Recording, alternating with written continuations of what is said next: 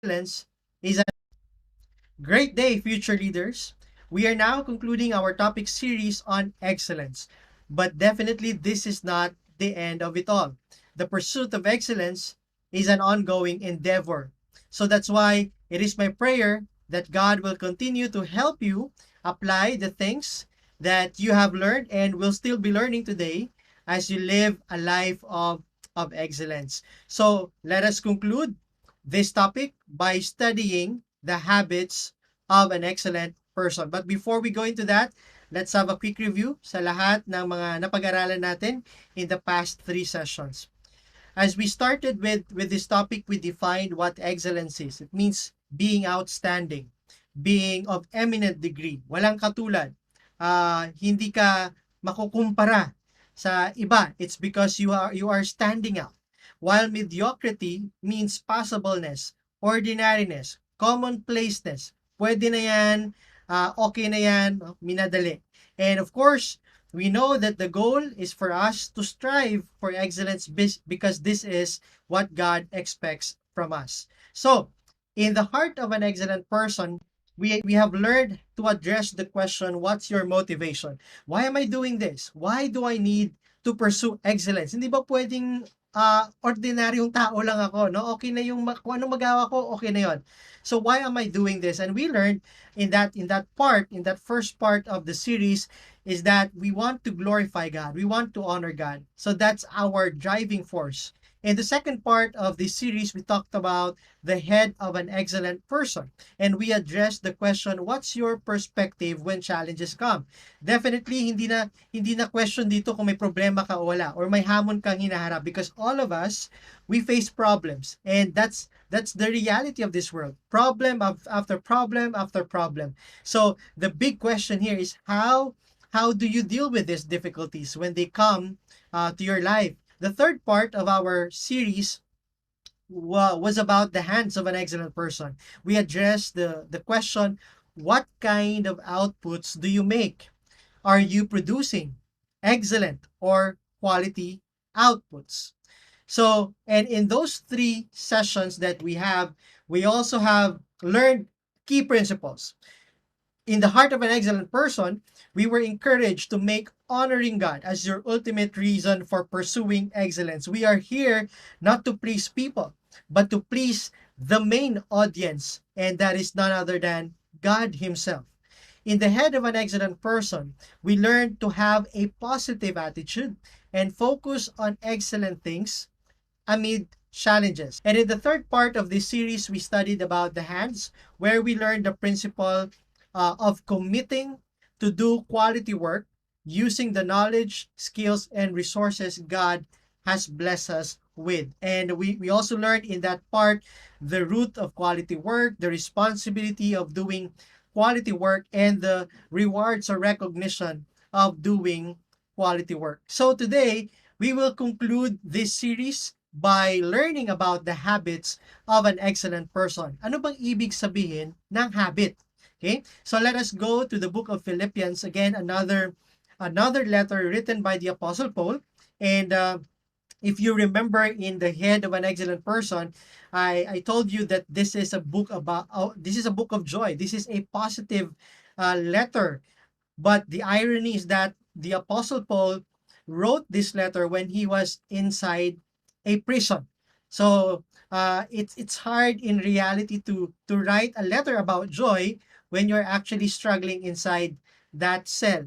Pero napakabuti po no ng Panginoon sa buhay ni Paul, that even in the midst of his struggles, in the midst of his imprisonment, he was still able to encourage people na nandun sa laya, kay mga believers in Philippi. So, let's read Philippians chapter 3 verses 12 to 14. I don't mean to say that I have already achieved these things or that I have already reached perfection, but I press on to possess that perfection for which Christ Jesus first possessed me. No, dear brothers and sisters, I have not achieved it, but I focus on this one thing, forgetting the past and looking forward to what lies ahead. I press on to reach the end of the race and receive the heavenly prize for which God, through Jesus Christ, is calling us. So this is a powerful passage, and we will be focusing on a phrase here, in fact, two words that the Apostle Paul used to emphasize his commitment. Okay? So, as we talk about the habits of an excellent person, kung yung heart ang tinutugunan nun ay yung motivation natin. Okay, what's your driving force? Yung head naman about our mindset or perspective when challenges come. And the hands focus more on the outputs that we produce. Habits will answer the key question, what are your routines to maintain excellence? Okay? May tamang puso ka na, may tamang perspective ka na, maganda yung outputs na ginagawa mo, but now, paano mo to itutuloy-tuloy? What am I doing regularly to remain excellence or excellent? What is a habit? Merriam-Webster defines habit as a settled tendency or usual manner of behavior. Ito yung mga bagay na ginagawa natin, hindi na natin pinag-iisipan, no? Automatic na, no? Parang matic na yan. Automatic na ba sa inyo? Matic na ba sa inyo na pagkagising nyo sa bawat araw, ang nasa isip nyo kagad, I will pursue excellence. I will produce excellent outputs. I will behave excellently. Automatic ba yon? Matic ba yon? Is it already a habit that every time you wake up, that is your commitment? A good habit is a progressive step on your way to overall excellence. This is what Svetlana Weidiner said. And if it is a habit, you don't need to think about it. You would call a thing a habit kapag hindi mo na siya iniisip, no? Hindi mo na siya pinaplano, naging part na siya ng system mo, naging part na siya ng daily living mo. Hindi yung pagkagising mo pa lang, Lord, ano kaya? Ipupursue ko ba yung excellence, yung pagiging excellent kayon? Or bukas na lang? No, that's not habit. It should be something that is already automatic, kumbaga. No? Katulad ng sinabi ko kanina. Will Durant, okay, who is an American writer, historian, and a philosopher, he said, we are what we repeatedly do. Excellence, then, is not an act, but a habit. So it's not a one-time act. It's not like, tomorrow I am excellent, kasi napaka-fresh pa nitong topic na ito eh. So, mamaya mismo, after ko mapakinggan to, at bukas, fresh pa yung topic, so asahan nyo, magiging excellent ako. Pero sa linggo, sa Lunes na darating, sa Martes, sa mga susunod na araw at linggo, nakalimutan ko na yan. No? So, one-time act lang. No? So it's not what excellence should be as a habit. Okay? It should not be a simple act. It should not be a one-day act or a one-time act, but it's a continuous thing that you are doing. We are what we repeatedly do. So, I used a simple illustration para mas maintindihan natin, no, kung ano yung pinag-aralan natin so far. Pagdudugtungin natin ito, again, our goal is to have a life of excellence, to have a life that shows excellence in every aspect. This heart, head, hands, and habits, ano yan, dapat magkakasama yan. No, hindi natin hihiwalayin. Hindi yung ang daling sundin yung heart, no? Yung head, wag na muna. Or yung hands, kaya kong gawa ng paraan. Pero yung head, talagang mabilis ako mag-worry. So, no, the purpose of this illustration, of this framework, is to encourage us na dapat lahat yan ay sama-sama. At yung habits, yan yung humahatak. Yun yung nagdadala sa lahat.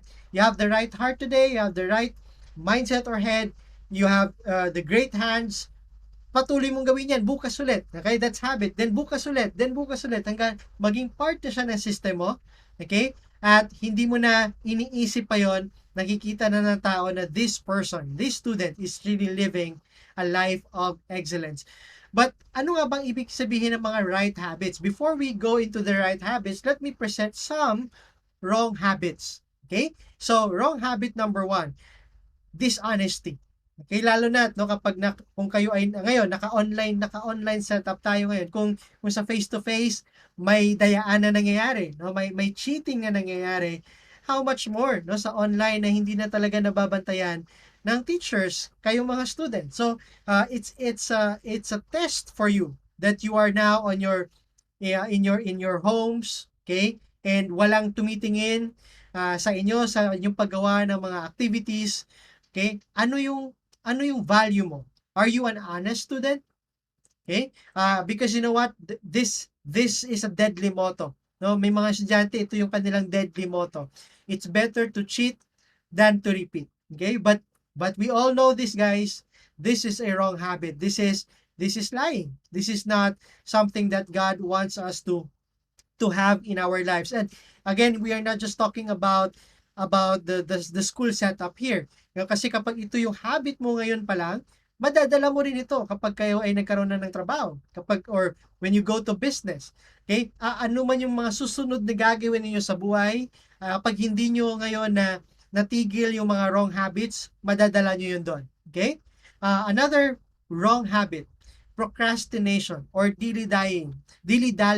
Ito yung may binigay na assignment, deadline bukas, no? Pero sinasabi natin, wait lang sir, wait lang ma'am. Gagawin ko yung mga activities na yan mamaya. Okay? Marami pa naman akong time. Wow, edi, sana all maraming time. Again, kung nagpo-procrastinate ka, sanay ka mag-procrastinate, ngayong nag-aaral ka, ay hindi malabong madadala mo rin ito sa iba pang aspeto ng buhay mo. Okay? Which is not good. Wrong habit number 3, multitasking. Guilty ako dyan because I'm one of those people na nagmo-multitask most of the time. Okay? And many times it works. That's why sanay ako. That's why ginagawa ko siya pa rin, no? Kasi nag-work naman it. But there are also times wherein you cannot really focus. Maapektuhan yung quality ng ginagawa mo sa iba't ibang bagay na ginagawa mo kasi you are not putting your 100% dun sa mga bagay na yun. Hati-hati. Okay? So, multitasking. So, parang nakita niyo sa picture, di ba? Ano ka? Breeze ka ba? Yung brand na sabon. Bakit? Kasi parang meron kang lakas ng 10 kamay. Di ba? It's better for us to have focus to ensure that the things that we're doing ay may quality. And going back to the passage in Philippians chapter 3, makita natin doon yung sinasabi ko kanina, the words that the Apostle Paul used are the words press on. In the original Greek language, these words, press on, it refers to someone who runs very, very fast in a race, no, para ma-reach niya yung goal niya. To press on means to swift or to run swiftly. Parang si The Flash. Kung kilala niyo yung character, yung hero na si The Flash. Running swiftly in order to get something that we want. Okay, in simple words, it means pursuing something. For the Apostle Paul, his main pursuit sa context nitong verse na ito is to know Christ more, to experience more of Christ's mighty power, to be like Him, okay? Or sinasabi natin Christ likeness. In this series, hiniram ko lang itong words na to, itong principle na ito, and apply it to living a life of excellence. After all, ito din naman yung gusto ng Panginoon sa atin. This is what God expects from us as well. That while we are here, okay, in this world, okay, that we need to live a high standard life. Hindi ibig sabihin ito ay marangyang pamumuhay. Pag sinabi kong high standard life, it means hindi marangyang pamumuhay na ayon sa sukatan ng mundo. But when I said a high standard life, it is a life that reflects the excellence and glory of God. To press on means to keep on going. Huwag kang susuko. Okay? So, those are the things. I've given you some wrong habits. Napakarami pa niyan, no? But those are the top wrong habits that we usually fall. Okay? So, but these are the right daily habits. These are 6 things that I will be sharing with you na they're not necessarily in order. In fact, dapat gawin natin ito, no? Sabay-sabay. Number 1, set your goals and priorities. May goal ka ba sa buhay or go with the flow ka na lang palagi? Set your goals and priorities daily. Have something to target daily. Schedule mo yung mga gawain mo. Huwag puro ML, FB, IG, tweet, Wattpad, Netflix, nood Asian novela, TikTok, kain, tulog. Okay? So, ilag-ilag na lang, no? Ang dami kong na-enumerate. Alam kong nasa bahay lang kayo ngayon, okay? And those activities that I have mentioned are things that you usually do at home. But remember that you are now also studying in a new normal setup na naka-study from home kayo. Okay? So you have to be mindful of your daily goals na hindi kayo magpa-distract dun sa ibang mga bagay na yun. Okay? Test your best in everything. Okay? Parang palagi mong tanungin sa sarili mo before you submit something, before you submit your module or you submit your activity, is this all that I can do? If I'm going to grade myself, would I get a higher or a perfect score? Okay, so test your best in everything. Review your outputs. Examine ninyo ang outputs na sinasubmit nyo. Ask yourself the following.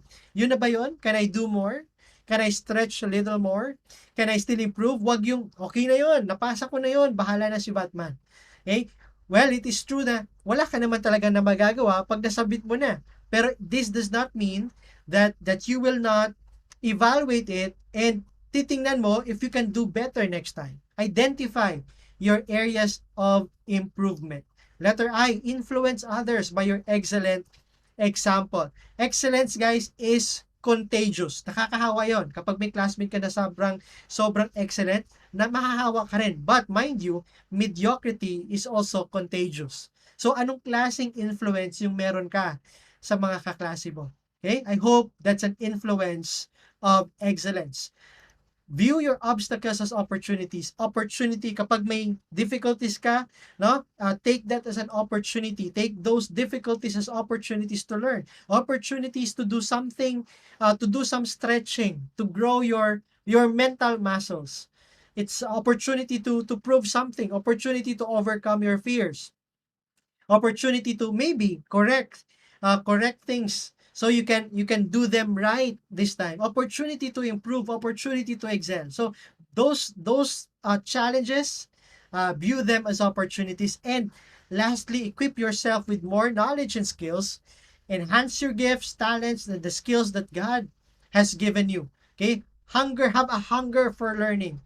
Upgrade tayo, no? Ang mga cellphones nga, ang computers nag-upgrade, dapat tayo din as greater creatures of God. So for us to easily remember, this is my acronym for the right daily habits: strive. Okay, because we are here to pursue excellence, we are here to strive for excellence. So excellence is defined in this last part of our series as a consistent and constant commitment to high standard living. Excellence is a consistent and constant commitment to high standard living. Guys, we should not be content with okay, good enough, and average. We should keep getting better and strive for the best. We should keep pursuing higher standards. Okay? So the principle here is for us to consistently and constantly commit to high standard living. Develop daily routines that will help you become a person of excellence, because that is the kind of person God expects from us. Okay? A person of excellence. So as we wrap this up, these are the things that we have learned: the heart, the head, the hands, and the habits. And as what I've said, these principles are from the word of the Lord. Galing mismo sa Panginoon ito, because He desires for us to live a life of excellence. I pray that you will take this seriously, itong mga pinag-aralan natin. In fact, napakalawak pa nitong series na ito. Each of those H ay mas ma-expound pa natin, mas mapapalawak pa natin.